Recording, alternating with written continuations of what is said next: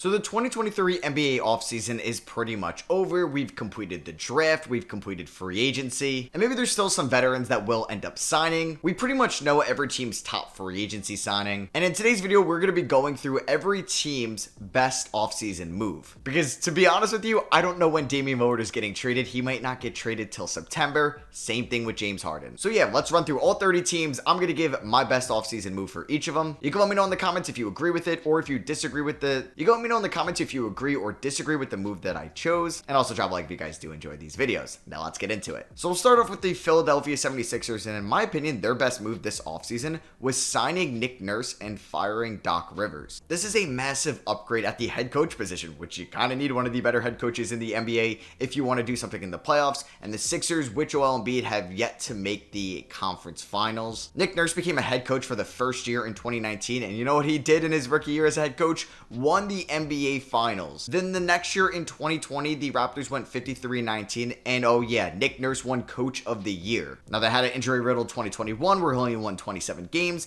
but the last two seasons, the Raptors did win 40 plus, and he's going to be a massive upgrade at the head coaching position going into 2024. I really like the Boston Celtics trading for Kristaps Porzingis, and I felt like the Boston Celtics really needed to trade away one of their point guards. I was a little bit surprised that they chose to move Marcus Smart over a Malcolm Brogdon or a Derek White. Brogdon was originally in a 3-team trade, and then it ended up being Marcus Smart later that night when it went down on June 23rd. But yeah, they basically gave up Marcus Smart, Danilo Gallinari, Mike Muscala, and Julian Phillips in a 3-teamer that netted them Kristaps Porzingis. And Boston also got a first-round pick in which they ended up trading down with to eventually draft Jordan Walsh, who had a really nice summer league. But yeah, Kristaps had a career year last year with the Washington Wizards, averaging 23 points, 8.5 rebounds, and shot 38% from 3, and played 65 games, which was the most since his second year back in 2017. The Celtics also re-signed Kristaps on a 2-year extension that is going to pay him $29 million in 2025 and $30 million in 2026. The New York Knicks didn't have a super exciting offseason, but I love the pickup of Dante DiVincenzo. They're keeping that Villanova lineage.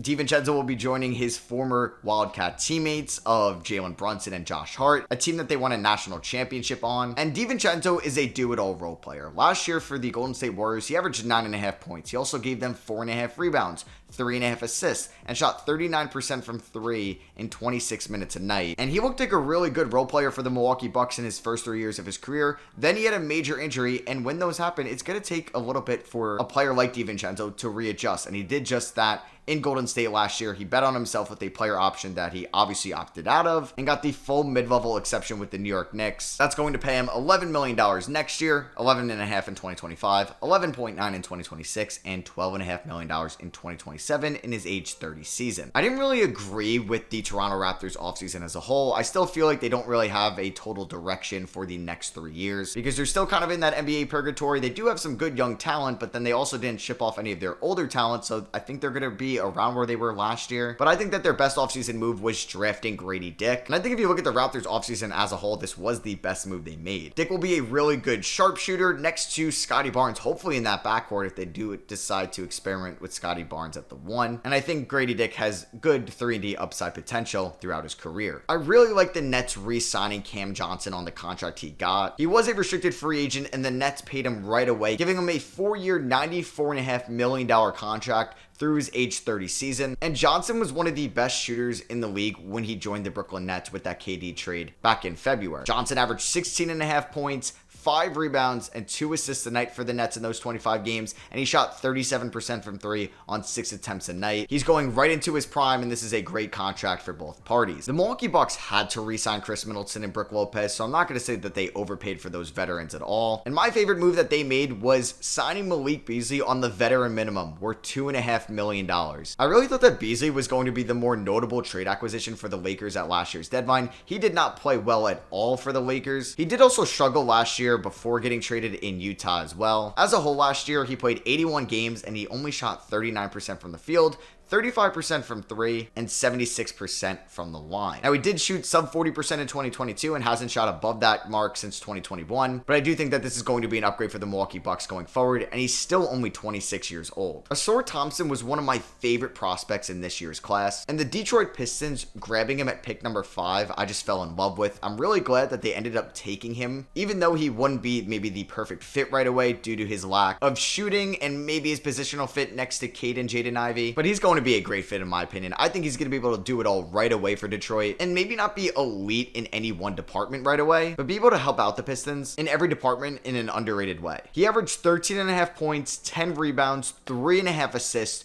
2.5 steals, and 1.8 blocks in his first career summer league. I think he's going to be an impact player right away for Detroit, and I really love that pick at 5. When the signing happened and the Chicago Bulls gave Coby White a 3-year, $36 million deal that can go up even more with incentives, I was like, I don't really know if I agree with that, and I didn't really think that was the best contract in the world, but after watching a little bit more Coby White film from the 2023 season, I do think that he's going to be worth that contract over the next 3 years. I just think he needs a little bit more playing time. He played in 74 games last year, 23 minutes a night. He only shot the ball 8 times a night. That's 4 less than what he got in his rookie year. But he's really efficient, man. He shot 44% from the field, which was a career high last year. He shot 37% from 3. And you know what? He also shot 38% the year prior and 36% the year before that. I think he could be one of the better catch and shoot 2 guards in the league next year if he is given the opportunity for the Chicago Bulls. The Indiana Pacers made some notable moves this offseason, drafting Jarris Walker, signing Bruce Brown, trading for Obi Toppin, but their best move was 100% locking up Tyrese Halliburton for the next 5 years. So his team option will be picked up next year, so that's 6 more years he will remain as a Pacer. This was the absolute rookie max extension that he can get, and he's the obvious building block for the Pacers going forward, averaging 20.5 points per game last year, 10.5 assists,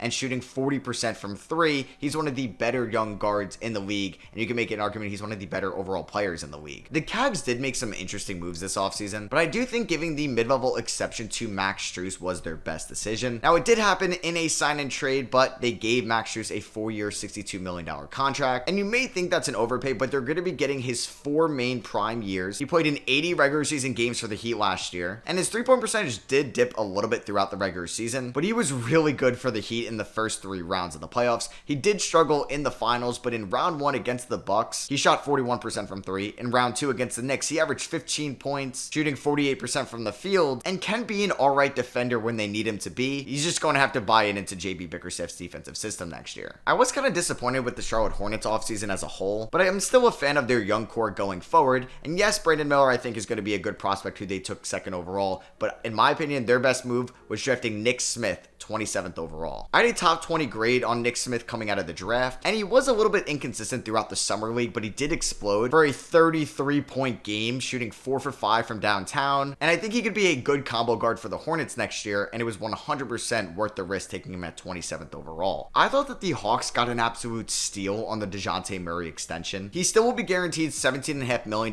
next year, which is at a bargain, obviously. And then the extension kicks in. It was 4 years, $114 million.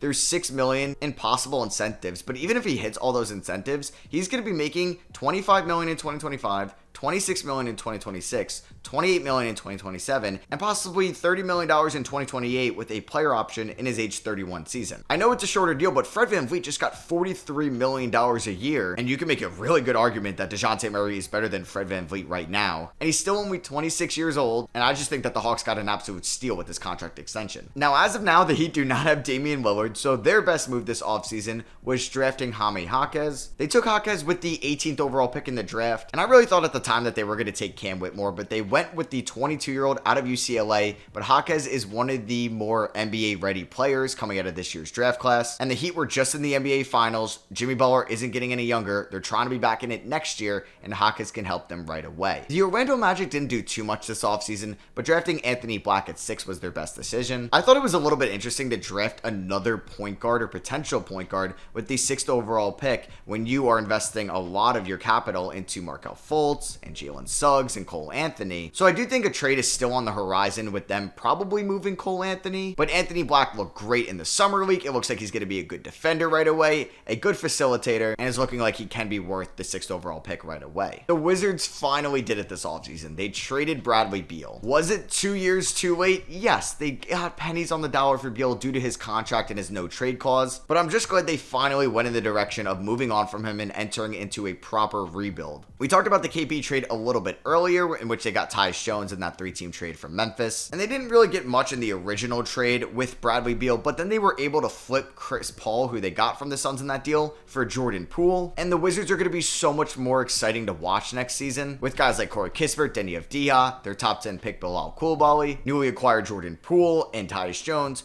all getting an increase in playing time next year. I thought the Clippers bringing back Russell Westbrook on a $3.8 million deal was an absolute steal. Now, the Clippers couldn't offer him any more than that because they are so far into the luxury tax. And Russ wanted to contend next year. He still wanted to be in California, so it was a perfect match. And I know he wasn't normal Russell Westbrook last year, but he played well for the Clippers in the 21 regular season games after getting traded to Utah, then bought out. I mean, he did average 16 points, 7.5 assists. He shot 35% from 3 and 48% from the field. And with Kawhi and Paul George hurt in the playoffs, we got to see Russ really ball out for the Clippers, averaging 23.5 points, 7.5 assists, and 7.5 rebounds, while also providing plus defense. I'm excited to watch a full season of Russ in LA again next year, but this time for the Clippers. Let's stay in LA now, and the Lakers had an active offseason as they had a lot of their own free agents, and one that I just absolutely loved in bringing back was Austin Reeves. I thought Reeves was going to make a little bit more money than he'd got from the Lakers, but getting him at 4 years, $53.5 million was just a great contract for the Lakers. Reeves averaged 13 points and 3.5 assists a night for LA last year, shooting 52% from the field,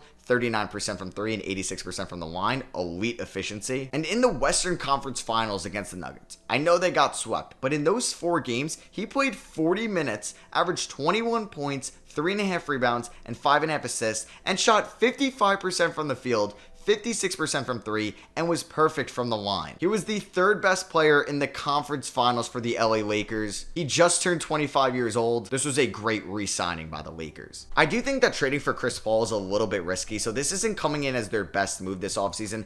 I really like them drafting Brendan Podziemski with the 19th overall selection. Podziemski could fill into that Dante DiVincenzo replacement because he's a fantastic rebounder for somebody at his position. He's 6'5", 200 pounds. He could be a positive 3-point shooter for the Warriors next year, and also being an underrated playmaker. I'm excited to watch him in his rookie season, and I hope he gets a decent amount of playing time for the Warriors. Okay, so I'm not gonna lie, I was disappointed with the Kings offseason. They cleared up some cap space on draft night, trading away Rashawn Holmes with their 1st round pick to the Dallas Mavericks, and they really ended up using that money re-signing Harrison Barnes, Trey Lyles, giving Sabonis an extension, but I think that their best move was picking up Sasha Vezenkov, who was a former EuroLeague MVP, and last season in Greece shot 38% from downtown, and I think could be a good bench piece for the Kings next year. I do think the Suns' best move this offseason was trading for Bradley Beal, just because of what they only had to give up. And they're really going all in with Kevin Durant and Devin Booker and the rest of this team, and they made good veteran minimum pickups, getting Eric Gordon, Yuta Watanabe, and a bunch of others on veteran minimums, which were really solid pickups, but I do think that getting Bradley Beal for what they gave up was really their best move. He's going to be the NBA's best 3rd player on a team next year. I think he's going to buy in a little bit more on the defensive end and gives the Suns some insurance if KD or Booker goes down. Similar to the Indiana Pacers, the Timberwolves' best move this offseason was re-signing Anthony Edwards. He got that full rookie max extension, and I'm so excited to watch him in Minnesota next year. He averaged a career high in points, rebounds, assists, steals, field goal percentage, and 3-point percentage last year in his 3rd season. He was also a beast for the Minnesota Timberwolves in the playoffs against the eventual NBA champion Denver Nuggets. He averaged 31.5 points,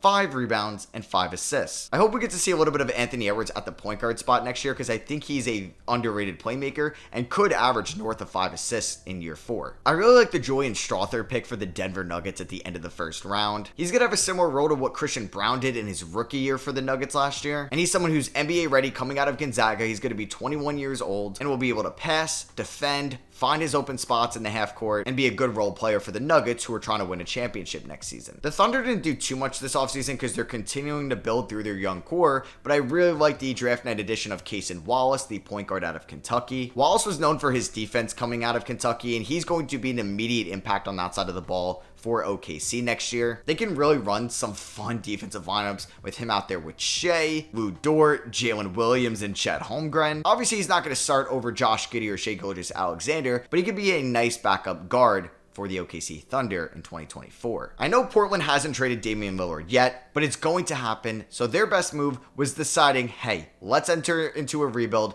let's move on from Damian Lillard, let's draft Scoot Henderson at 3 and go from there. Because Scoot Henderson can be a generational point guard. I said this before the draft, I would have taken him at number 2 if I were Charlotte, and Portland really found their next franchise point guard at pick 3. Scoot didn't play much in the summer league, but he looked good right away, and he's going to be good right away for the Trailblazers next season. I'm excited that he's not going to be coming off the bench or playing second fiddle to Dame in 2024 and is going to be their lead guard next year and hopefully for the next 10. I really like what the Jazz did on draft night, and Keontae George looks like a stud so far, but I like them also taking a flyer on John Collins and only giving up a second round pick and Rudy Gay for him. I know Collins has been getting worse and worse each year since he really broke out in 2020, but I think under a new system with Will Hardy, just a new change of scenery, he could be a nice offensive presence for the Jazz, and even if that's going to be off the bench, I think he could be more of an impact player for Utah in 2024 than he's been in Atlanta for at least the last 3 seasons. The Spurs didn't do too much this offseason, so yeah, their best decision was drafting Wemby number 1. I mean, it wasn't anything impressive. They got lucky on the lottery, they made the easiest pick of all time, but yeah, they found their franchise building block with the number 1 overall pick, and they haven't really had that franchise player since they traded Kawhi Leonard back in 2018. We saw how good he was in his second career summer league game. He may even be on a minutes restriction or a games restriction next year, but he's just going to be so much fun to watch. I actually thought trading for Marcus Smart was a good pickup for the Memphis Grizzlies. They had to give up a late first round pick in Tyus Jones, but this massively improves their defense on the perimeter, and I think Smart will be a great leader for this Grizzlies locker room, especially with Ja Morant missing the first quarter of the season, and he's still one of the best perimeter defenders in the NBA, which is a huge pickup, especially when you're playing basketball in April, May, and June. I think the Rockets draft as a whole was their best offseason move, selecting Amen Thompson with the 4th overall pick and Cam Whitmore at 20. Both looked really good throughout the summer league, and they're just continuing to invest into this team's young core, joining Jalen Green, Jabari Smith Jr., Alperen Şengün, and Tari Eason. And it is a shame that we're not going to see Amen Thompson be the lead point guard right away, since they did sign Fred VanVleet, but that's going to be okay because he's going to be raw coming into the league right away. He's going to need time to develop, and over time, him and Whitmore can be actual building blocks for this team's long-term plans. When teams do this with their free agents, I think it's pretty cool. Herb Jones was a former second-round pick that has exceeded expectations since he entered the league and has been playing on a bargain contract for the Pelicans, and he had a $1.7 million team option for 2024, and that was just going to be a complete robbery of his talent. So the Pelicans were like, yeah, we're going to decline that, and we're going to lock you up long-term. 4 years, $53 million. This is a great extension for the Pelicans for one of the league's best young defenders. You can play him all over on the defensive end. He's a Swiss Army knife there, and this is a nice re-signing for the Pelicans to get next year and for the next 4. I think the Dallas Mavericks had one of the better off seasons. They landed 2 defensive big men in the draft with Derek Lively and OMP. They brought back Seth Curry, and most notably, they re-signed Kyrie Irving, and I do think that this is their best move because they would have been a little bit screwed if he did leave and they gave up a first round pick, Dinwiddie and Dorian Finney-Smith for him back at the deadline. He's actually going to be making the same amount per year as Fred VanVleet, and he's Kyrie freaking Irving. He found a home in Dallas. Hopefully it works out with him and Luka this year, and I do think it was a deal that needed to get done, and it did. So I hope you guys did enjoy the video. Like I said before, let me know in the comments if you agree or disagree with any of these teams' moves that I claimed was their best move this offseason. I would also appreciate it if you dropped the thumbs up if you guys do enjoy these videos and want to see more of this style of content on the channel. Yeah, thank you all for watching. I love you guys. Hope you guys have a great day, and I'll catch you on the next one. Peace.